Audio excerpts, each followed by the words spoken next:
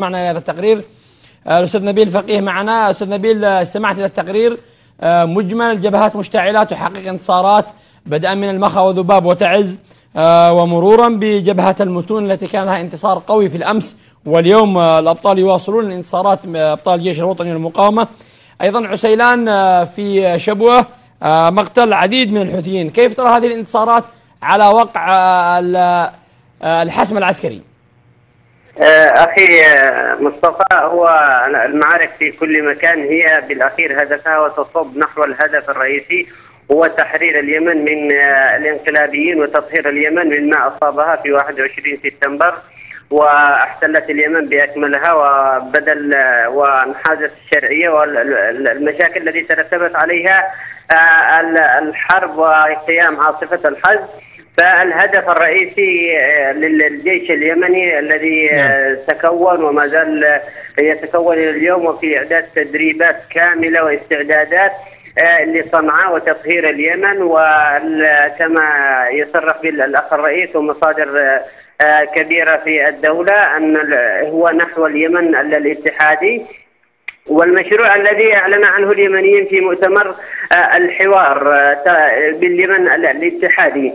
الجيش على وتيرة عالية، الجيش لا يهمه سوى تطهير اليمن، الجيش الذي الآن مشكل وأغلبه من الطبقة المتعلمة والمثقفة والذين طردوا من بيوتهم والذين حصروا والذين يعرفون ما معنى الوطن والوطنية وتربوا عليها، هم الآن في الجبال. نيتهم كاملة هو تحرير اليمن من هؤلاء الانقلابيين وإخراج اليمن لليمنيين جميعا، للمتحوثين وللحوثيين ولليمن الأحرار واليمن الأشراف، بشرط أن تنتزع مخالب القوة التي استند عليها الانقلاب. هذا ما يقول به الجيش الوطني. الجيش الوطني يؤمن بأنه جيش تحريري لليمن، ولا بد أن يترتب عليه أخلاق معينة، وهو في معركته. مثلا أنا أقول لك الآن في جبهات نهر، في جبهات شبوة، في تعز نحو المخا، في كل مكان يلاقون ما هو أبشع مما يصوره الإعلام. وبذلك أقصد أبشع على الأرض أن هؤلاء ميليشيات انقلابية لا يهمهم اليمن ولا اليمنيين بقدر ما يهمهم تنفيذ مشروعهم الخاص.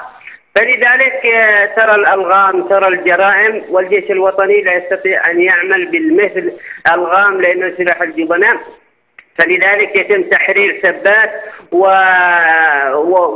فما يلاحظه المشاهد وملاحظه اليمني مثلا تحرير سبات وتحرير جبل، وتهدأ المعركة تماما. فالبعض يقول لماذا؟ لكن هناك تطهير للألغام، هناك تطهير.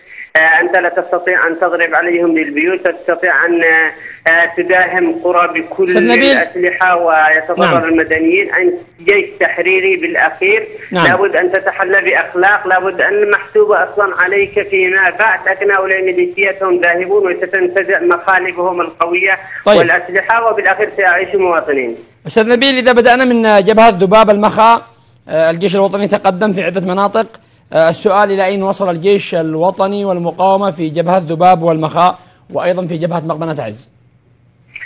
الجبهة الغربية لمحافظة تعز والذي تعد الأهم، وهي المحور الرئيسي في ارتكاز الشرعية اليمنية وكذلك التحالف لأهمية جبهة ذباب. وقد خصصتم أعتقد في قناة الشرعية أكثر من حلقات لهذا أهمية ذباب. أنا لا أضيف شيء فقط للتركيز على أن هذه الجبهة هي الآن محور الشرعية اليمنية بكاملها وكذلك قوات التحالف.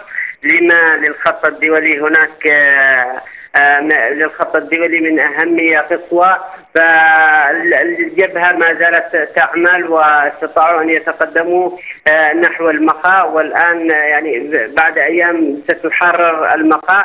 ما زالوا حول المخا ومناطق وجبال هناك في نية كاملة لتحرير المخا من أجل تأمين خط الحديدة تعز الذي يؤذي تعز كثيرا، ومن أجل تهدئة أو إراحة نوعا ما المقاومة في تعز إذا قطع خط الحديدة تعز، كذلك تأمين الخط الدولي الذي هو مهمة الشرعية اليمنية. إذا ما أردنا أن نتكلم عن عن دولة اليمنية في الخارج، هو لا بد لهم أن ينظروا إلى الممر الرئيسي، إلى المطارات، إلى ما تهم الشرعية اليمنية. فلذلك هو مهمة الشرعية اليمنية ومهمة الدولة اليمنية هو تأمين الخط الدولي في المخا، وكذلك الأخبار إيقاف تصدير الموت الذي يأتي من هناك بأسلحة من إيران إلى الحوثي. هذه 3 مرتكزات رئيسية أهمها تأمين الخط وإيقاف تصدير السلاح من المخا.